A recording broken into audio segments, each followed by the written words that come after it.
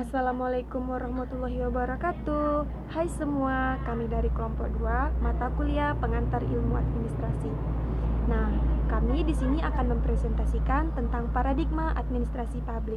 Nah, di dalam paradigma administrasi publik, kami akan menjelaskan tentang apa itu paradigma administrasi publik klasik, paradigma New Public Administration, paradigma New Public Management. Dan yang pertama, saya akan mempresentasikan apa itu paradigma. Paradigma berasal secara etimologis berasal dari bahasa Yunani paradigma. Para yang artinya di sebelah atau di samping, dan digma yang artinya teladan, ideal maupun model. Paradigma secara terminologis yaitu cara orang melihat diri mereka sendiri dan lingkungan yang mempengaruhi pemikiran, sikap, dan tingkah lakunya. Dan paradigma juga dapat berarti seperangkat asumsi, konsep, nilai, praktek yang diterapkan dalam lingkungan sekitar dalam masyarakat yang sama, khususnya disiplin intelektual. Maksudnya di sini adalah cara kita memandang terhadap fenomena ataupun kejadian, lalu itu mempengaruhi pemikiran kita, sikap kita, dan tingkah laku kita. Banyak para ahli yang berpendapat tentang apa itu paradigma, namun saya di sini hanya menjabarkan satu para ahli, yaitu menurut Biklen. Menurut Biklen, paradigma adalah kumpulan longgar seperangkat asumsi dan konsep atau proposisi logis yang mengarahkan kita untuk berpikir dan penelitian. Maksud Biklen di sini adalah asumsi-asumsi tersebut yang mengarahkan kita untuk berpikir, berbuat kita untuk penelitian. B. Paradigma administrasi klasik. Paradigma administrasi publik klasik atau Old Public Administration menurut para ahli, administrasi ini berlangsung dari tahun 1887 sampai 1987. Administrasi publik ini dipengaruhi oleh pemikiran Woodrow Wilson. Secara garis besar, ada juga susunan ide inti dari administrasi publik sebagai berikut. Yang pertama, titik perhatian pemerintah adalah pada jasa pelayanan yang diberikan secara langsung dan melalui instansi-instansi oleh pemerintah yang berwenang. Yang kedua, public policy dan administration yang berkaitan dengan merancang dan melaksanakan kebijakan-kebijakan untuk mencapai tujuan-tujuan politik.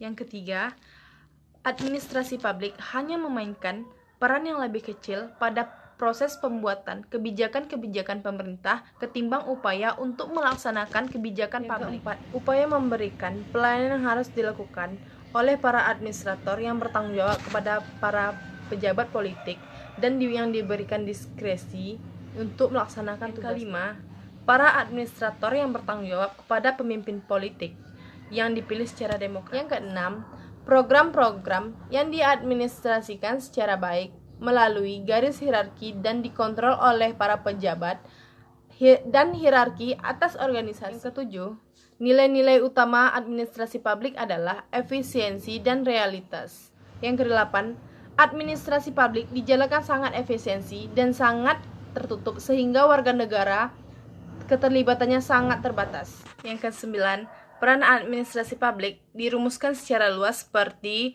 planning, directing, organizing, staffing, coordinating, rapting, dan budgeting.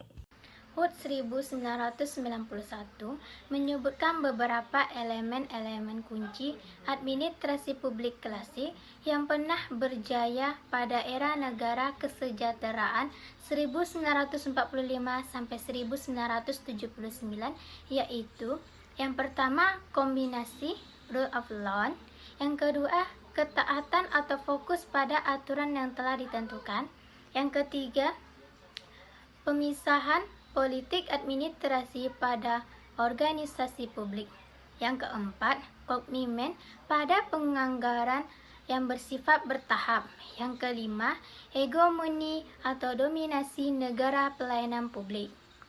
Gagasan Wilson melakukan pemisahan antara politik dan administrasi. Pada kenyataannya, administrasi publik tidak dapat dipisahkan dari kegiatan politik. Administrasi publik tidak hanya sekedar pelaksana keputusan politik dalam bentuk kebijakan negara, tetapi administrasi publik ikut juga merumuskan kebijakan negara. Sifat administrasi publik klasik yang birokratif dan tertutup menyebabkan keterlibatan warga negara sangat terbatas, sehingga sosial diabaikan dan dianggap tidak mampu memecahkan masalah-masalah yang telah dihadapi warga negara. Dengan alasan-alasan di atas, ditambah dengan perkembangan teknologi informasi, globalisasi, demokrasi, dan liberalisasi, mengharuskan administrasi publik meninjau kembali konsep-konsep yang telah ada selama ini, yang dianggap sudah tidak cocok dengan lingkungan strategi baru. C. Paradigma New Public Administration. Paradigma New Public Administration atau NPA berkembang sejak akhir tahun 1960-an sampai dengan awal tahun 1970-an. Paradigma New Public Administration atau NPA muncul dari perdebatan hangat tentang kedudukan administrasi publik sebagai disiplin ilmu atau profesi. Selain itu, lahirnya New Public Administration juga dilandasi oleh hal-hal sebagai berikut. A. Pasca Perang Dunia Kedua, banyak lahir lembaga-lembaga internasional seperti PBB, WHO, UNICEF, dan lain-lain. Tetapi mereka mengalami berbagai kesulitan dalam menyelesaikan tugas dan pekerjaannya karena ketiadaan administrasi yang efisien. B. Meningkatnya pengangguran, kemiskinan, dan penduduk secara cepat dianggap sebagai masalah yang timbul karena inefisiensi kinerja para administrator dan karena kesempitan ruang lingkup pemahaman mengenai administrasi untuk memenuhi kebutuhan manusia. C. Administrasi publik lebih dirasakan sebagai penguat status quo dari kelompok elit. D. All public administration lebih mengutamakan sisi administrasi daripada sisi publik, lebih menekankan prinsip dan prosedur daripada nilai dan filosofi, serta efisiensi dan ekonomi daripada efektivitas dan pelayanan yang efisien. Menurut paradigma administrasi publik baru, kinerja administrasi publik tidak hanya dinilai dari pencapaian nilai ekonomi, efisiensi, dan efektivitas, tapi juga pada nilai keadilan sosial, atau disebut sebagai pilar ketiga setelah nilai efisiensi dan efektivitas. Implikasi dari komitmen pada keadilan sosial, maka administrator publik harus menjadi administrator yang proaktif, bukan hanya sekedar menjadi birokrat yang apolitis. Fokus dari administrasi publik baru meliputi usaha untuk membuat organisasi publik mampu mewujudkan nilai-nilai kemanusiaan secara maksimal yang dilaksanakan dengan pengembangan sistem desentralisasi dan organisasi demokratis yang responsif dan partisipatif, serta dapat memberikan pelayanan publik secara merata. Karena administrasi publik mempunyai komitmen untuk mewujudkan nilai-nilai kemanusiaan dan keadilan sosial atau social equity, maka Frederickson menolak pandangan bahwa administrator dan teori-teori administrasi publik harus netral dan bebas nilai, atau it put more emphasis on a normative approach in place of the value-free approach. Administrasi publik baru, atau disebut juga dengan ADM, berdiri di atas 4 aspek. Yang pertama, perubahan. Di dalam administrasi publik digunakan untuk mempertahankan status quo pemerintahan yang diubah NPA menjadi fleksibel dan adaptif untuk membuka respon dalam berbagai permasalahan politik, ekonomi, sosial, dan yang terjadi di dalam masyarakat.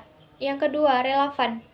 Setiap komunitas memiliki permasalahannya yang berbeda-beda, di mana administrasi publik hanya memandang permasalahannya di satu titik masing-masing. Seperti administrasi publik diubah NPA menjadi perumusan kebijakan sosial atau partisipasi. Yang ketiga, kesamaan, keadilan dan hukum. Administrasi publik adalah memberikan kesamaan, keadilan dan hukum untuk menekankan harmoni di dalam masyarakat. Yang keempat, nilai. Untuk mencapai tujuannya, administrasi publik bersifat scientific dan personal. Yang diubah NPA menjadi administrasi publik yang menekankan nilai-nilai keharmonisan kemanusiaan atau rasional yang di dalam masyarakat. Seorang administrator publik tidak hanya keahlian dalam teknis saja, seperti halnya harus dalam kepekaan sosial. Di era NPA ini menjadikan birokrasi semakin mahal, di mana dampaknya adalah birokrasi hanya melayani orang yang berduit saja, sementara masyarakat yang ekonominya rendah karena kurang diprioritaskan. Menurut ESKUN, diakibatkan oleh adanya perbedaan kekuatan besar pasar dengan kepentingan publik, dan kekuatan pasar ini tidak dapat memenuhi kepentingan publik. Bahkan publik seringkali tidak dilibatkan untuk berpartisipasi dalam menentukan, merencanakan, dan mengevaluasi tindakan-tindakan pemerintah. Lahirnya konsep New Public Management atau disingkat dengan NPM pada awal tahun 1960-an merupakan reaksi terhadap kelemahan birokrasi tradisional dalam administrasi publik. Satyoko 2011 mengompilasi pendapat ahli mengenai NPM ini, yaitu sebagai berikut. Yang pertama, NPM menggeser penekanan dari administrasi publik tradisional ke manajemen publik berdasarkan prinsip hierarki birokrasi, sentralisasi perencanaan, dan pengendalian langsung oleh pemerintah, dan digantikan oleh manajemen pelayanan berdasarkan kehendak pasar. Yang kedua, NPM dimaknai sebagai visi, ideologi, atau seperangkat pendekatan dan teknis manajemen publik yang diadopsi dari sektor swasta.